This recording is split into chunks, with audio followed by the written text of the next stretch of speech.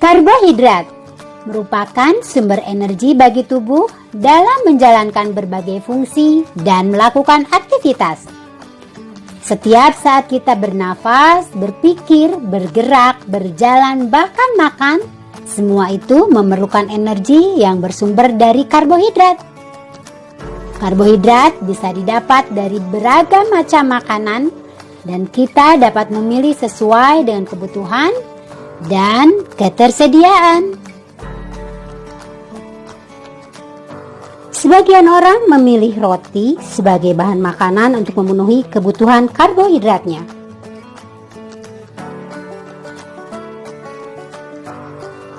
Sementara sebagian lainnya menyukai tekstur yang lebih lembut yang ada pada kentang, yang juga berguna sebagai sumber karbohidrat untuk tubuhnya.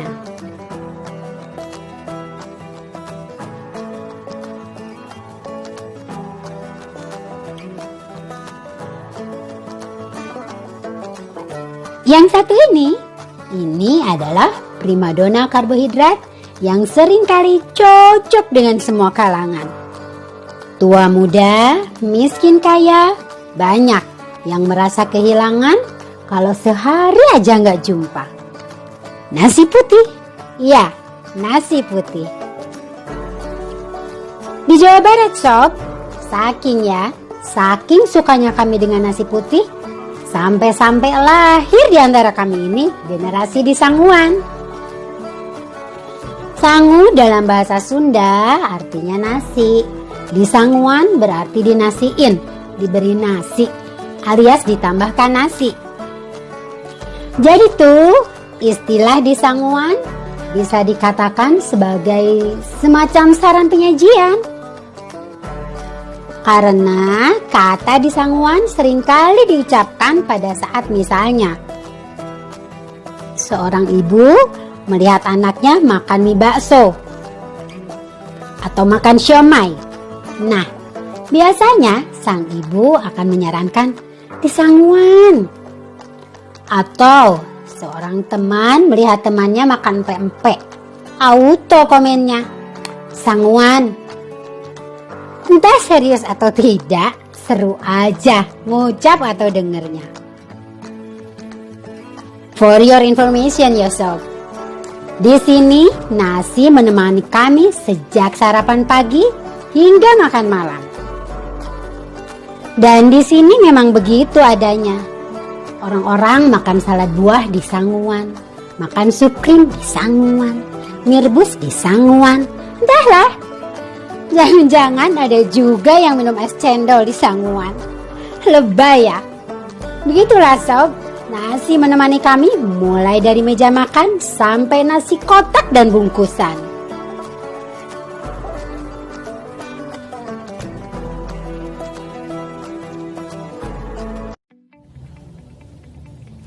Sebagai kaum di Sanguan, Hastra cari-cari info nih sob tentang nasi putih. Nasi putih merupakan salah satu makanan pokok masyarakat Indonesia.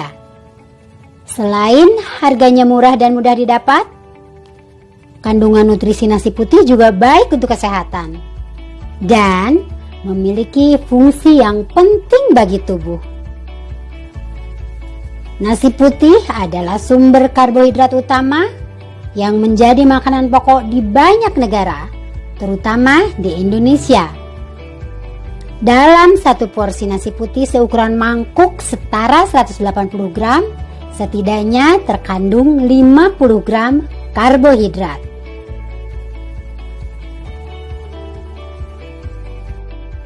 Meski kadarnya tinggi, karbohidrat dalam nasi putih lebih banyak terdiri dari gula dan pati ketimbang serat.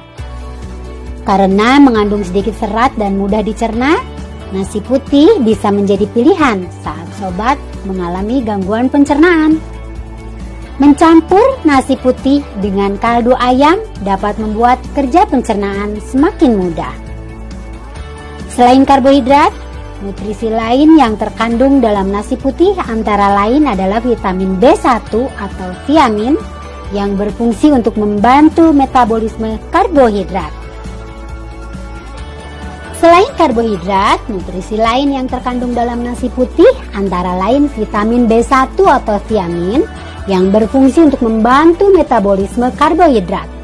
Ada mangan yang dapat membantu kerja otak, sistem saraf, dan enzim-enzim di dalam tubuh. Ada juga magnesium sebagai komponen penting dalam membentuk struktur tulang dan mengatur kontraksi otot. Masih ada sederet nutrisi lain yang bermanfaat untuk kesehatan tubuh. Kendati pun kaya akan nutrisi, mengonsumsi nasi putih secara berlebihan juga tidak baik bagi kesehatan.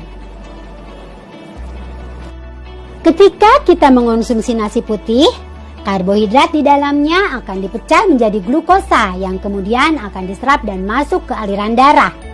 Glukosa ini akan diedarkan ke seluruh tubuh sebagai bahan bakar. Sayangnya, bila tak digunakan untuk aktivitas fisik, kelebihan kalori dan gula akan disimpan sebagai lemak. Karenanya, mengonsumsi nasi putih secara berlebih bisa berarti menimbun lemak yang lebih banyak sehingga bisa memicu obesitas, bisa meningkatkan resiko diabetes bahkan penyakit jantung. Inilah alasan mengapa nasi putih hanya disarankan untuk mengisi 40% dari setiap porsi makanan atau bahkan kurang. Sisanya harus berupa sumber protein dan vitamin, seperti daging, sayur-sayuran, serta buah. Bila kombinasi tersebut sesuai dengan anjuran, maka konsumsi nasi putih terbilang sehat dan kecil kemungkinannya menyebabkan sejumlah masalah kesehatan.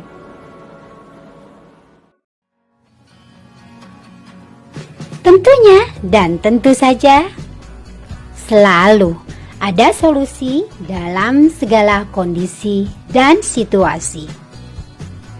Buat kaum bisanguan, gak perlu berkecil hati. Karena ada pilihan sangu bareng. Yups, nasi merah. Nasi merah disebutkan memiliki kandungan serat yang lebih tinggi dengan kandungan gula yang jauh lebih rendah. Sehingga diyakini lebih aman dikonsumsi oleh para penikmat nasi. Bagaimana kaum bisanguan? Lanjut.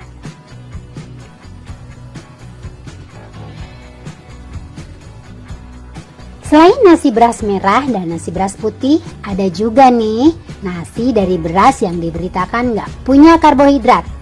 Namanya shirataki. Shirataki dibuat dari umbi iles-iles atau porang, atau ada juga yang menyebutnya konjac. Sangat populer di Jepang dan Korea. Mereka membuatnya menjadi beras, mie, atau sekedar memotong-motongnya untuk dimasak tumis. Umbi ini sudah banyak ditanam di Indonesia, dibuat beras, dan sebagian besar menjadi komoditas ekspor. Cara bikin nasi shirataki ini sama aja seperti mau bikin nasi merah atau nasi putih. Kita coba aja masak ya. Kita coba buat berapa ya? 150 gram mungkin ya.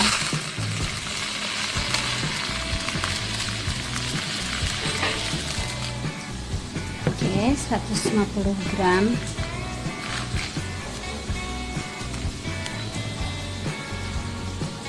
Nah, beras dicuci seperti biasa aja. Tapi kalau untuk shirataki ini nggak perlu digosok terlalu kuat. Nggak seperti kita mencuci beras putih atau beras merah biasanya. Nasinya sudah dalam rice cooker. Airnya sudah disiapkan 650 ml. Kita masukkan.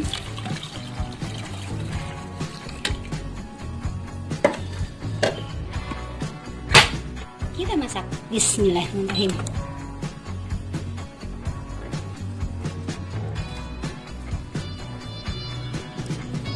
Nasi shirataki yang udah matang ini tampilannya transparan.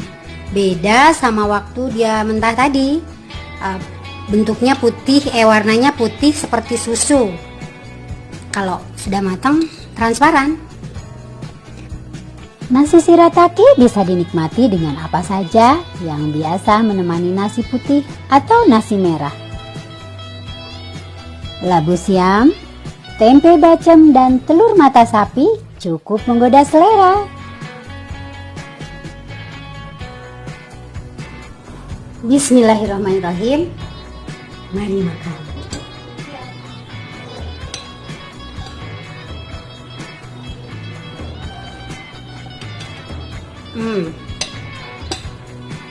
Rasanya itu langsung kenyang.